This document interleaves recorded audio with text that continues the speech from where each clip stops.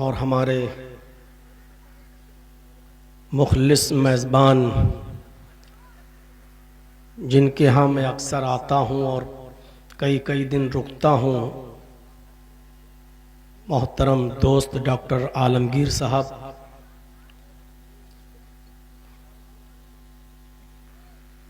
पुठिया घाट डिस्ट्रिक्ट कटिहार और उसके अतराफ़ व अकनाफ से तशरीफ़ लाए हुए मुअज़्ज़ज़ सामईन हज़रात, पर्दा नशीन इस्लामी ख़वातीन माँ और बहनों, नौजवानों, अज़ीज़ बच्चों, आप लोगों की चाहत, आप लोगों की मोहब्बत, आप लोगों का खुलूस ही था कि मैं आपके रूबरू और आपके सामने हूँ, वरना मैं परसों इटावा की तरफ और लखनऊ की तरफ जाने का पूरा आज़्म कर चुका था। लेकिन तकदीर में जो लिखा होता है उसको कोई मिटा नहीं सकता। कुछ गलत फहमियाँ थीं।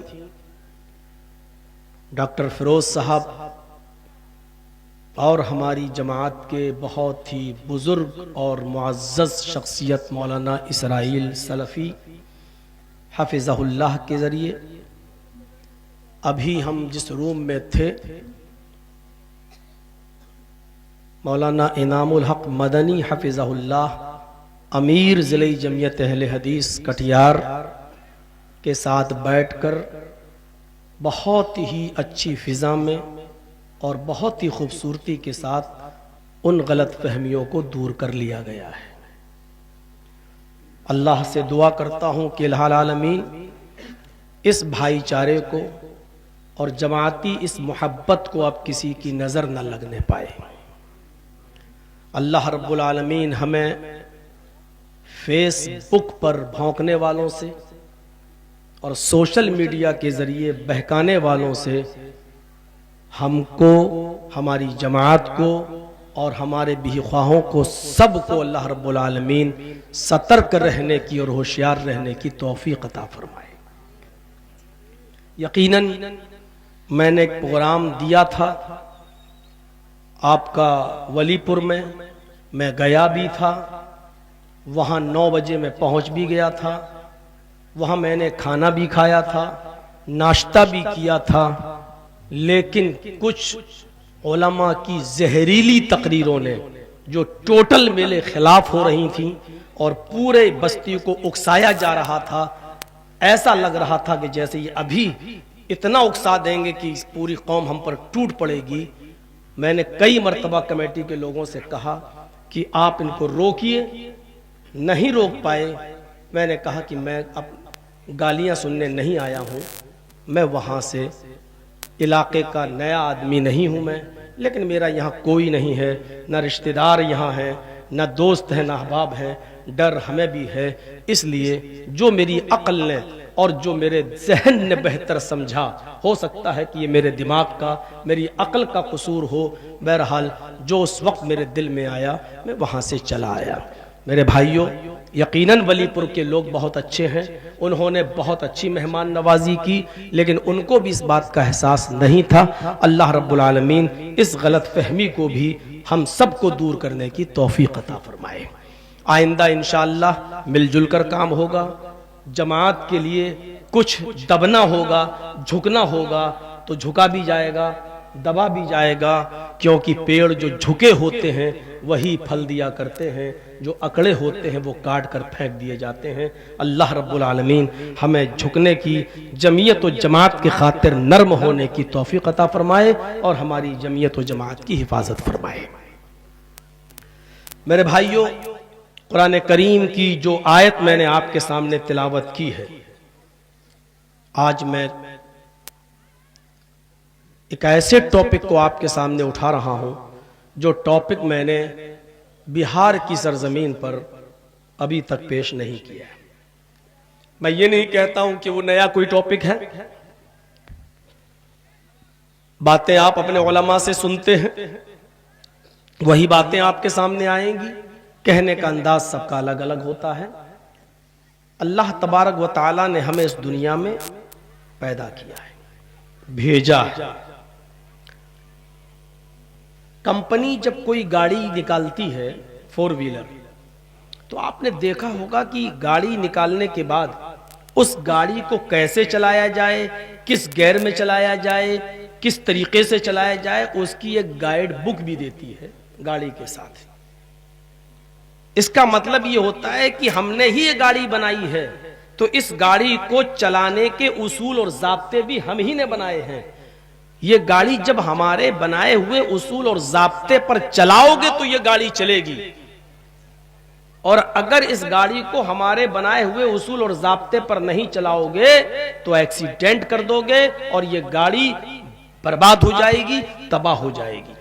इसी तरीके से इस दुनिया को अल्लाह रब्बुल आलमीन ने बनाया, रचाया, बसाया, हमें और आपको इस दुनिया के अंदर पैदा किया। तो इस दुनिया में रहने, इस दुनिया को चलाने के उसूल और ज़ाब्ते भी अल्लाह तबारक व तआला ने हमें बताए हैं। इस दुनिया में तुम उस तरीके से रहो जिस तरीके से हमने दुनिया को चलाने का तरीका बताया है और रहने का तरीका बताया है। इस दुनिया में हम अल्लाह रब्बुल आलमीन के बताए हुए तरीके पर इस दुनिया में हम चलेंगे और इस दुनिया को चलाएंगे तो इस दुनिया में हमें कामयाबी मिलेगी। और अगर हम इससे मुनहरिफ हुए, अगर हम इससे हटे, तो इस दुनिया को भी तुम बर्बाद कर लोगे। और चूंकि ये दुनिया एक गाड़ी की तरह है, इस दुनिया में बैठकर चलाने वाले ड्राइवर की हैसियत से तुम भी तबाह बर्बाद हो जाओगे। तो हम इस दुनिया में आए हैं, तो इस दुनिया के सिलसिले में पहला जो उसूल अल्लाह तबारक व तआला ने बताया है कि वो ये बताया है कि तुम दुनिया को क्या समझोगे और दुनिया की हैसियत को पहले अपने जहन में रखो। या अय्युहन्नास इन्न वादल्लाहि हक़, है सारी दुनिया के लोगों, आए सारी दुनिया के इंसानों, इन्न वादल्लाहि हक़, यकीनन अल्लाह का वादा बरहक है, अल्लाह का वादा सच्चा है। क्या सच्चा है? आगे देखिए, फला तगुर्रन्नकुमुल हयातुद दुनिया, दुनिया की जिंदगी कहीं तुम्हें धोखे में न डाल दे। यानी दुनिया जो तुम दूर से बहुत खूबसूरत देख रहे हो, बहुत हसीन देख रहे हो, बहुत अच्छी जो तुम्हें नजर आ रही है, कहीं ऐसा ना हो कि दुनिया की जिंदगी तुम्हें धोखे में डाल दे। कहीं ऐसा ना हो कि तुम इन्हीं चीजों को, जो ऐशो आराम की चीजें हैं, इन्हीं को तुम सब कुछ समझने लगते हो। हमारे घर में फ्रिज भी होना चाहिए, एयर कंडीशन भी होना चाहिए, हमारे घर में ऐशो आराम की सारी चीजें होनी चाहिए। बुरी नहीं है, होना चाहिए, लेकिन धोखे में मत आ जाना कि यही चीजें आरामदेह हैं, यही चीजों से तुम्हें सुकून मिल सकता है। एसी खरीदना और घर में लगाना गलत नहीं है, फ्रिज घर में लगाना गलत नहीं है, लेकिन इन चीजों से धोखा खा जाना कि यही चीजें आराम दे सकती हैं और कोई नहीं, तो ये धोखा है। बहुत से घरों में फ्रिज है, लेकिन फ्रिज का पानी आप नहीं पी सकते हो, क्योंकि डॉक्टर ने मना कर दिया कि ठंडा पानी तुम्हारे सांस की मर्ज में, तुम्हारी लंग्स प्रॉब्लम में मुज़िर है, नुकसानदेह है। गौर करो कि फ्रिज को तुमने आराम देने की चीज समझी थी, लेकिन उस फ्रिज का पानी तुम नहीं पी सकते हो, उस फ्रिज में रखी हुई ठंडी चीजें तुम नहीं खा सकते हो। एयर कंडीशन को तुमने आरामदेह चीज समझकर अपने घर में लगा तो लिया, लेकिन डॉक्टर ने मना कर दिया, तुम्हें लंग्स प्रॉब्लम है, तुम्हें सांस की बीमारी है, तुम्हारे फेफड़ों में प्रॉब्लम है, तुम एसी की ठंडी हवा में नहीं रह सकते हो। ये चीजें बुरी नहीं है, अल्लाह का शुक्र अदा करके खरीदो, लेकिन ऐसा ना हो कि इन चीजों पर तुम भरोसा कर बैठो और धोखे में आ जाओ कि यही सारी चीजें हमें आराम दे सकती हैं। नहीं, कितनों को डॉक्टरों ने मना कर दिया, गोश्त नहीं खा सकते हो, ये नहीं खा सकते हो, वो नहीं खा सकते हो, उबली हुई सब्जियां खाओ, ये खाओ, वो खाओ, परहेज बता दिया। तो पहली चीज की तरफ क्या इशारा किया? फला तगुर्रन्नकुमुल हयातुद दुनिया, दुनिया में जो चीजें हमने पैदा की है उनको इस्तेमाल करो, उनको अपने फायदे के लिए लाओ, उनसे फायदा भी उठाओ, लेकिन उन चीजों को देखकर तुम धोखे में मत आ जाना। और फिर अल्लाह ने, बच्चों बोलो नहीं, ए बेटा बेटा इनसे कहो शोर मत करो, बैठना हो तो बैठो, नहीं तो चले जाओ। और दूसरी चीज फिर अल्लाह के सिलसिले में अल्लाह ने क्या कहा, वला यगुर्रन्नकुम बिल्लाहिल गरूर, और अल्लाह के बारे में भी, अल्लाह के सिलसिले में भी कोई शैतान तुम्हें धोखे में न डाल दे, कोई धोखा देने वाला तुम्हें धोखे में न डाल दे। पता नहीं अल्लाह है भी कि नहीं, होता तो उसके सामने गुनाह होते हैं, फिर आदमी को अजाब क्यों नहीं देता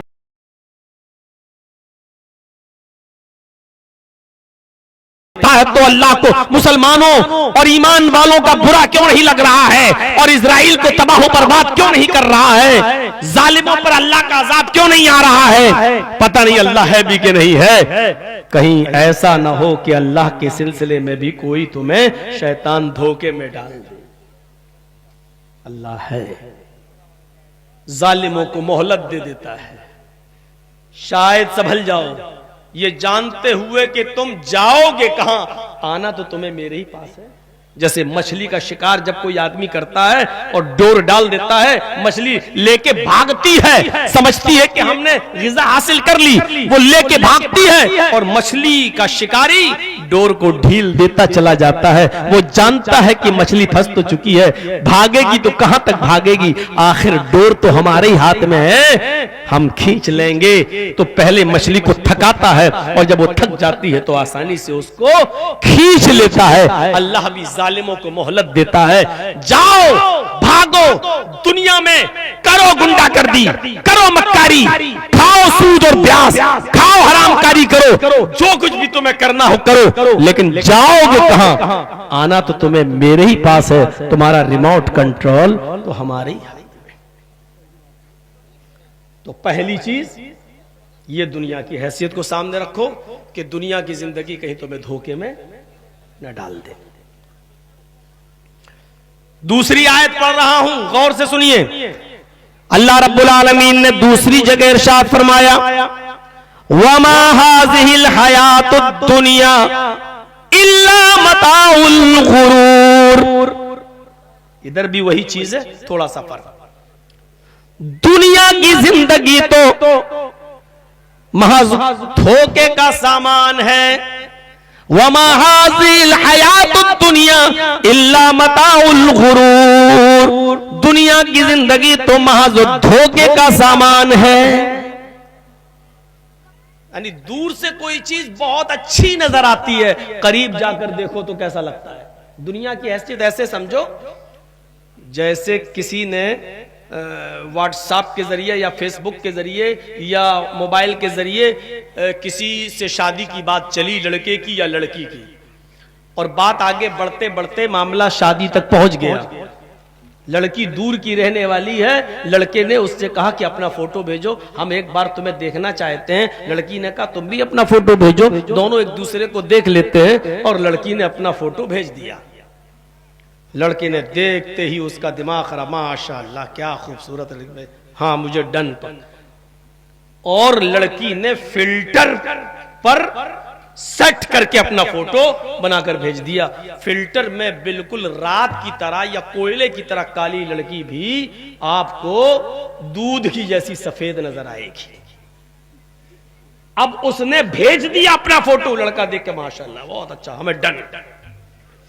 इधर लड़के ने अपना भी फोटो भेज दिया, लड़की ने कहा डन। और जब बारात आई, निकाह हुआ, और जब विदा हुई और रुखसती हुई, पहली रात तो लड़के ने देखा मेकअप वेकअप लगा हुआ था ठीक, जब सुबह होकर उसकी बीवी ने गुस्ल किया, नहाई धोई और शौहर के सामने आई, तब शौहर डर गया, ये क्या, ये है दुनिया। बिल्कुल यही, दूर से बहुत अच्छी नजर आती है और करीब से आकर देखो तो बड़ी खतरनाक है। ये हम किस चीज में धोखे में थे? कभी बंबई गए हो, जाओ समंदर के इलाके पे जरूर जाइएगा, जुहू चौपाटी, और 1-2 किलोमीटर की दूर जाए। उस्मान गनी के पास भी दौलत की कमी नहीं थी। माफ कीजिएगा, दौलत कमाना कोई बुरी चीज नहीं है, दौलत हासिल करना कोई बुरी चीज नहीं है, अच्छे से अच्छा हलाल बिजनेस करना कोई बुरी चीज नहीं है। दुनिया कमाओ, कुरान कहां मना कर रहा है कि दुनिया मत कमाओ। हजरत उस्मान गनी के पास भी बहुत दौलत थी, लेकिन जब वक्त आया तो उस दौलत को अल्लाह की राह में खर्च कर दिया। शायद ग़ज़वा तबूक का वो मंजर आपके सामने आया होगा मेरे भाइयों, कि ग़ज़वा तबूक के मौके पर अल्लाह के नबी ने लोगों से, सहाबा से कहा कि मुझे ऊंटों की जरूरत है, कोई है जो 100 ऊंट अल्लाह की राह में खैरात कर दे, सदका कर दे। हजरत उस्मान गनी उठे और फरमाया कि अल्लाह के नबी, मैं 100 ऊंट आपको दे रहा हूं। गरीब होते, दुनिया न कमाई होती तो 100 ऊंट देते। अल्लाह के नबी ने फरमाया, लोगों अभी तक आपका फोटो लेने से पेट नहीं भरा भाई, बैठ जाओ, बैठ जाइए। अब तो इतना वो भी नहीं है कि दिख नहीं रहा हो, बैठ जाइए।